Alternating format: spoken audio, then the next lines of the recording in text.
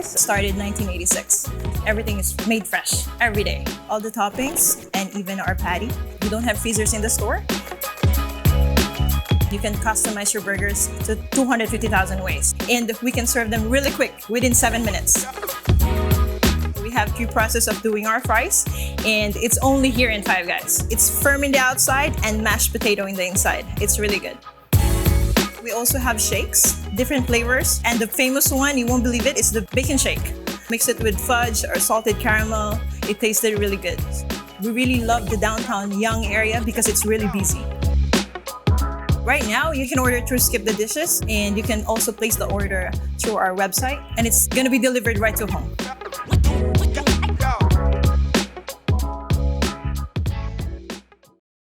Hey y'all, I'm Rudy Blair of Rudy Blair Entertainment Media, rudyblairmedia.com, and I'm your host of Indie Fridays, the interviews with Rudy Blair, presented by Yonge-Dundas Square. Every year, Yonge-Dundas Square hosts a series of free concerts for 10 weeks in the summer, Indie Fridays, showcasing an array of performances from Canada's brightest artists. This year, Indie Fridays is going virtual for its 10th anniversary, but with a twist. Instead of live performances, I'm speaking with some of the best singer-songwriters from Toronto about themselves and the music they make, from a variety of musical genres that represent the sound of the city. Before we get started on today's interview, I want to give you an update on the Yonge-Dundas Square neighborhood. The downtown Yonge businesses are open and ready to help you with all of your needs. Whether you're looking for fresh haircuts or fresh flowers, meal kits or delicious takeout, the latest fashions or even home decor, find everything you want, all within a 10-minute walk of the heart of Toronto. Check out the link to the business map in the description below to begin your hashtag Yonge Local journey. The video you just saw is from one of those very businesses. We hope that you can show them some love the next time you're in the neighborhood or, of course, online anytime. And I want to let you in on a Toronto music secret, and it's right across the road from the square. FRIAR'S Music Museum is reopening soon. Toronto's celebrated music history is now on permanent display in the free FRIAR'S Music Museum, with curation rotated twice a year by the downtown Yonge BIA. Located in a small dedicated area on the second floor inside the Yonge-Dundas flagship Shoppers Drug Mart, the FRIAR'S Music Museum is the only museum in the city that pays homage to Toronto's unique music history. You can follow them on Facebook at FRIAR'S Music Museum for updates. Today, I'll be speaking with an artist I've nicknamed the godfather of Toronto indie music. Singer, songwriter, musician, producer, host, and music lover of country, rock, R&B, soul, pop, blues, folk, and roots. The one and only Nelson Sobral and his latest single, Yours and Mine. Now sure as sunshine, you're on my mind. It's hard to tweet at this line. So come on down next to me, dear. Let's pass away the time. Nelson, always a pleasure speaking with you, and thank you so much for making time to talk to me, my friend. You and I follow each other on social media, and I know you have been extremely busy throughout this COVID-19 pandemic. You've been all over the place. You and your lovely wife, and please say hello to her. What have you been up to, my friend? Oh, man, just making music, dude. I'm lucky enough to have completed my home studio kind of like before this. Like, it was always kind of like around, but like it kind of got solidified right before this whole COVID thing kicked off. And, you know, it was just great happenstance. And, yeah, I just been doing that. I made about 2 albums worth of material. So I just been doing lots of writing, recording. I've been doing my regular live stream every Friday at 3 p.m. on Facebook and Instagram. And I was hosting the open mic at the Painted Lady. I've been doing that for 5 years. But we moved it online during the pandemic. And so I've been doing that every Monday as well. Just trying to keep the community alive, you know, trying to keep people playing and be a part of the scene, you know. You know, that's why I call you the godfather of indie music. You've always been out there, not just creating music for yourself, but also helping others. What is it about that even though, of course, your own personal career is important, you still go out there and make time to help other people, whether it be introducing them at shows or giving them that platform to perform at shows, or producing with them, recording with them, performing with them? Why is that so important to you? Not to get too deep, or maybe we can't get too deep, but I mean, we're here to serve, right? Like, we're here to serve each other on this planet.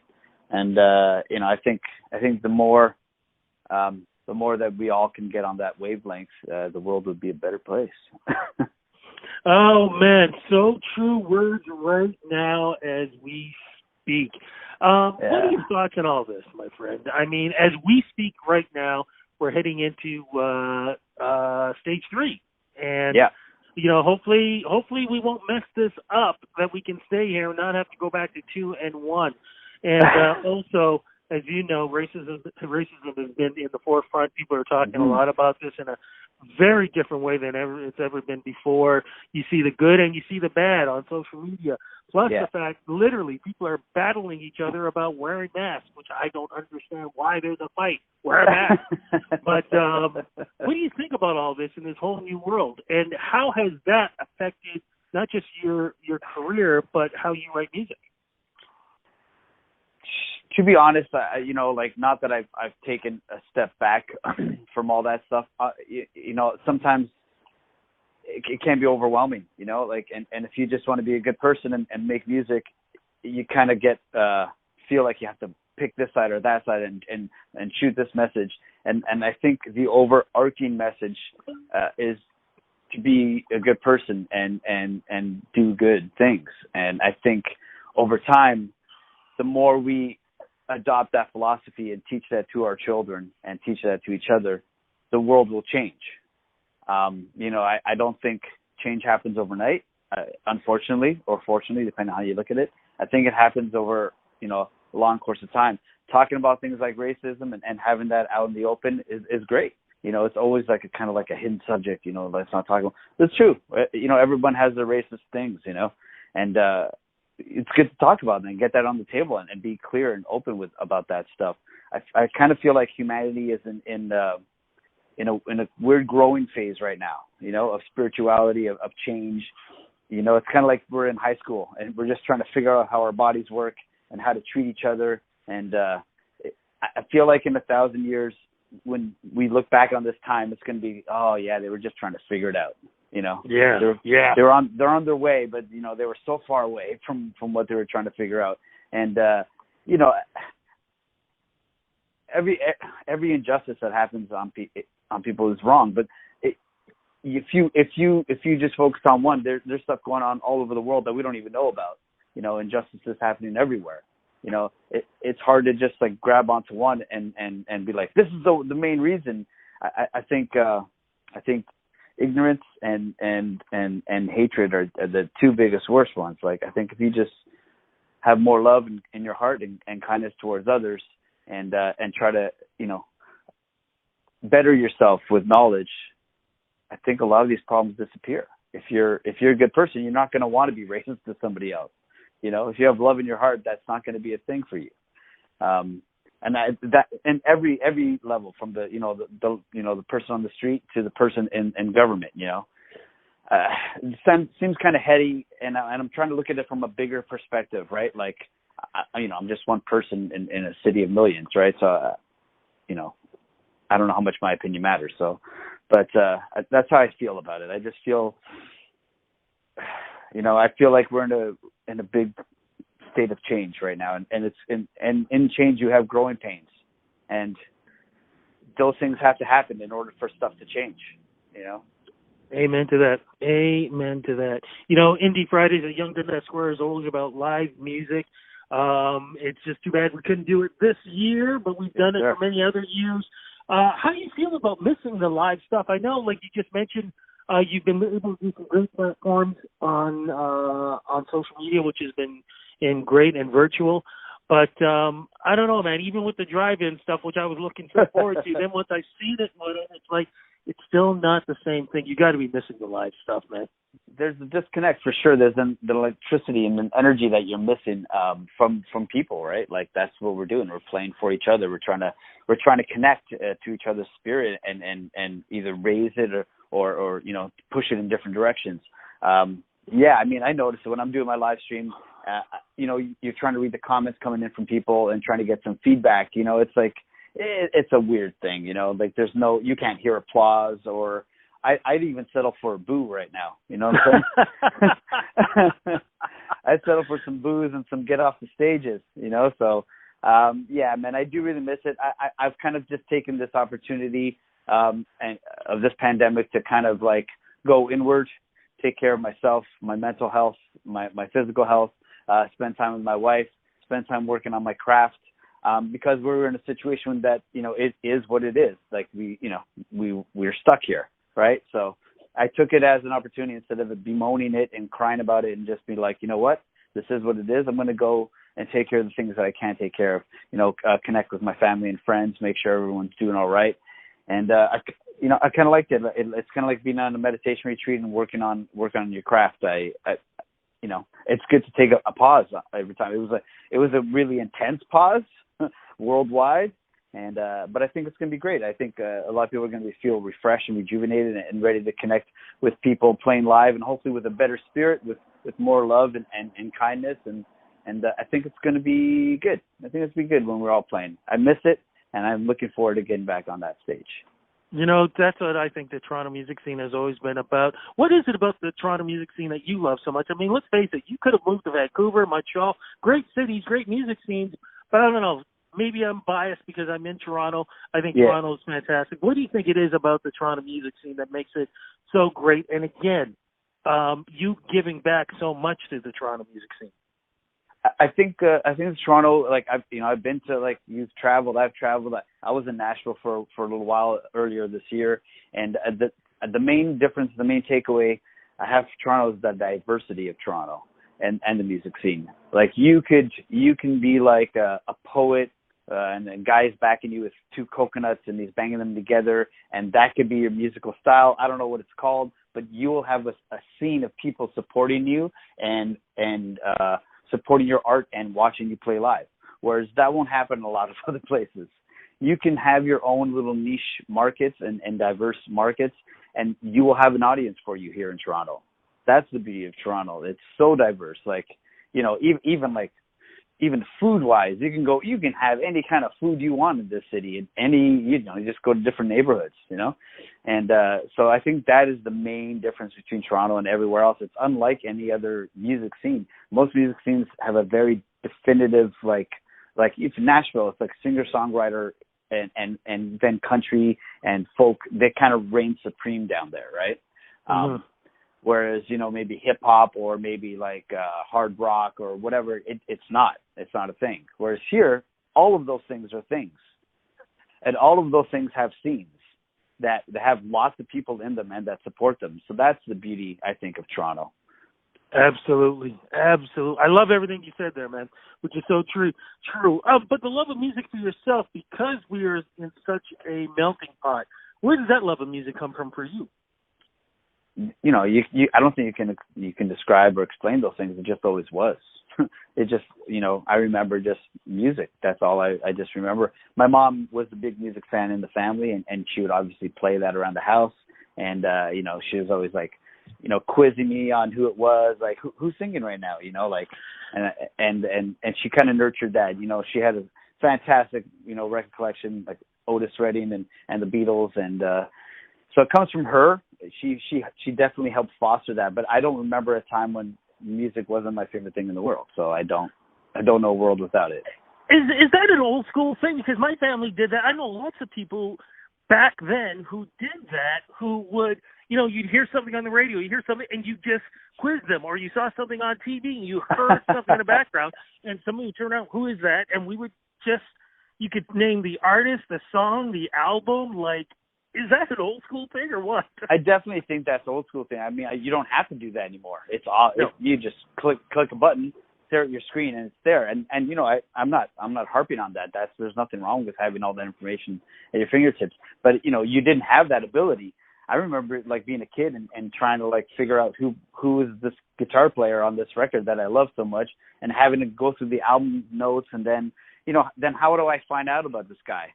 I got to, you know, go read a book or something, or like talk to some people. You know, there's nowhere to get this information, you know, so it was like the Wild West with music, you know. True. You might be able to buy a magazine. Maybe that guitar player was in there. okay, so this is the person that played on that record. Okay, now I know what they look like, and it also says that they also played on this record, you know. But it was like this really crazy ride that you'd have to, like, you know, find and track down players, and, you know, even worse if they were like players from, like, you know, 50s and 60s, like, or 40s, like on old blues records and stuff. Good luck finding information on them, you know. But now you just click on the computer and you can find out whatever you want about Blind Lemon Jefferson, and that's great. I love that. But I think, you know, you miss some of the community-wise, like people like kind of chipping in and trying to figure out who this person is and that. But who are we to say which one's better or not? We won't know that until some time from now when we figure this whole thing out. Very true. But you really don't have a label. You're one of those few artists. I mean, there are artists that people put in genres. You don't have a specific genre, do you? And why is that, do you think? You know, I think, you know, it's just rock and roll to me. It's the easiest. I think rock and roll is the easiest one because it's like the bastard child of every other music form. You know, it's a child of country, it's a child of soul, it's a child of R&B and pop and gospel and jazz and blues. And it took all those art forms and put it into this one where it's the most forgiving of the mix. I feel like you can mix almost anything into rock and roll and it works. You know, jazz rock works, pop rock works, you know, R&B with rock works, hip hop with rock works. It doesn't always go the same way in the other direction. You know, I don't think, you know, and there are always exceptions to that rule, of course. But I always think that rock and roll is the most accepting of all genres. You can mix reggae with rock, it works. You know, roots rock reggae, right? And as Bob Marley used to say, yeah. So I think rock and roll is an easy kind of thing to put my stuff under. You know, I'm playing guitars, and it's you know, I sing with a bluesy R&B raspy voice. So, you know, I think that's the easiest way to classify it. Very true. You still play with the other band because you're not just a solo artist too. I play with a couple bands in town. I play with two solo acts. I play with a gentleman named Manny Leon. I play with him. I play in his band, and I play in another band with another singer-songwriter. His name is Jeremy Volts. Both fantastic singer-songwriters, and it's a great opportunity. And of course, whoever else, you know, hires me for gigs and whatnot, and I do like the cover scene around town. But playing in other people's bands is a great opportunity to take the weight off your shoulders and the decision-making hat off and the responsibility hat off, and just to support something without, you know, I don't have to make the call. Do you want it in C? Okay, it's in the key of C. Great. You want it faster? Cool, it's faster. You know what I mean? Like, we're wearing red pants? Got it. We're wearing red pants. That's the move we're going to make. That's your decision. That's great. And just support it as best as you can. It's almost like an acquiescence, like letting go of your, you know, like I'm sure you are as well, Rudy. Like, you know, you like to, you know, not a control freak per se, but like to get things done, you have to be in control, right? And it's nice to give that up every once in a while and just back someone's play. Very true. You know, you mentioned the word cover.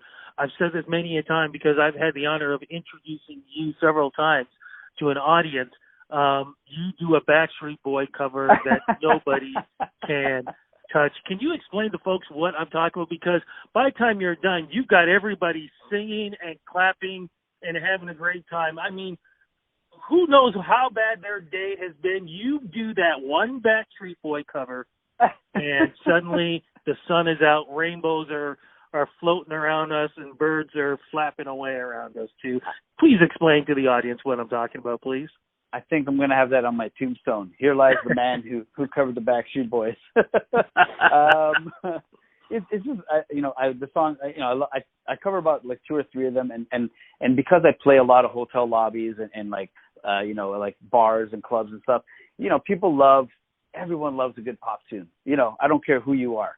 You know, they're designed to be catchy and stuck in your head. They're called earworms for a reason, right? They worm their way into your consciousness. And, you know, from the hardest gangster to, you know, the softest school mom, you know, it's going to be a song that you're going to sing along with, right? And I also think, you know, a lot of people rag on like Backstreet Boys, NSYNC, any of these, you know, boy bands or girl bands or Boys to Men, and you know, whoever it is, it doesn't matter. The song is the thing. The song is the key. You could have changed you could have changed that band to any band, and that song would have been amazing.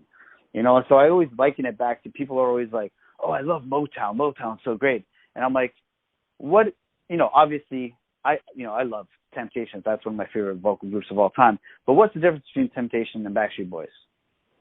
They're a band designed by a company, and then somebody else wrote songs for them, and they sang them and danced and looked good doing it. That's, you know, I mean, really, and, you know, time frames and, you know, there's a whole bunch of differences for sure. But the general underlying thing is some amazing songwriters wrote that song.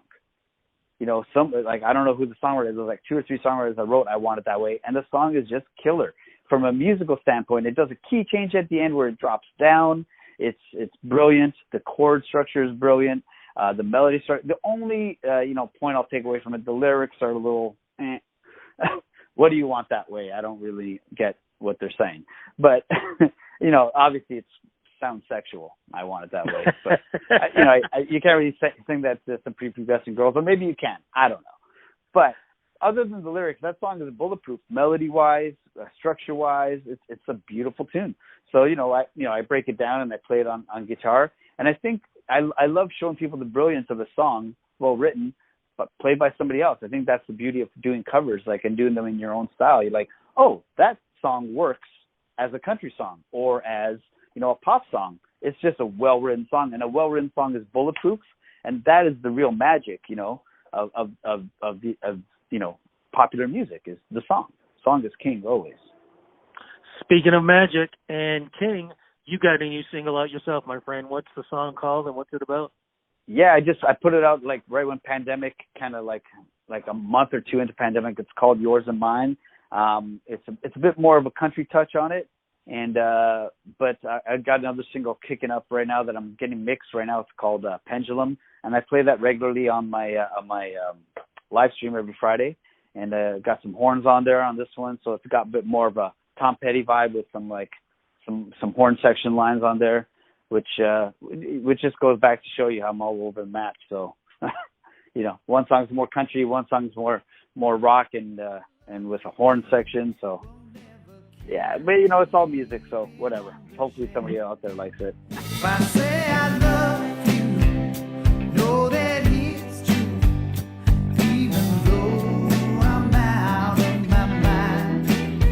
As long as we live, let's just try to get now be yours and you be mine. Hey, that's why I say you represent Toronto, man. That's why I say you are the godfather of the indie music, man. I bow to you on that. You mentioned earlier, but I want to make sure people know you've got other platforms going on right now during the pandemic. Where do we go to check out some of the things that you're doing? Yeah, the easiest jumping off point would be my website, NelsonSobralmusic.com. It's got everything there. You can see all the socials. But predominantly, I'm pretty, I favor Instagram. It's easier mode of getting my message out to people. And so it's Nelson Sobral Official on Instagram, and then on Facebook it's Nelson Sobral Music, and I live stream there every Friday at 3 p.m. So during the pandemic, 3 p.m. seemed like a good time because we ain't doing nothing, right? But now when people are going back to work, it's a little bit of an odd time. But I'm going to stick to my guns. I'm going to stay with the time. Because, you know, there's people that have different schedules. And, you know, if I get a few less people that because they're at work, they can always watch it later on the repeat. So I'm going to stay with my time. Rudy, you can't get me off this time. Nah, never. Never. And look, man, thanks for doing Indie Fridays at Yonge-Dundas Square. Really appreciate this conversation. But more importantly, man, I appreciate the friendship. I appreciate the music. I appreciate what you're doing for Toronto, the Toronto music scene. Just appreciate everything you do, my friend. I appreciate you, Rudy. It takes, you know, like you do this for us too. Like you're a huge part of it, man. People like you that help support what we're doing. You know, the debt we owe to you is immeasurable. Thank you so much, Rudy. Brother, I bow to you on that, my friend. Look, I will let you know when this goes on. It'll probably be the next couple of weeks, but, you know, I'll tag you and everything else too. Just thanks for making the time, man, because it's funny. When they talked to me about doing this thing, you were actually the first name that came up. I said, I got to make sure I get him on this thing. I appreciate that so much, and I appreciate you, Rudy. Thank you so much, man. Have a great day and a great rest of your weekend. You too, my friend. Be safe. Talk soon. Take care, brother. Bye-bye.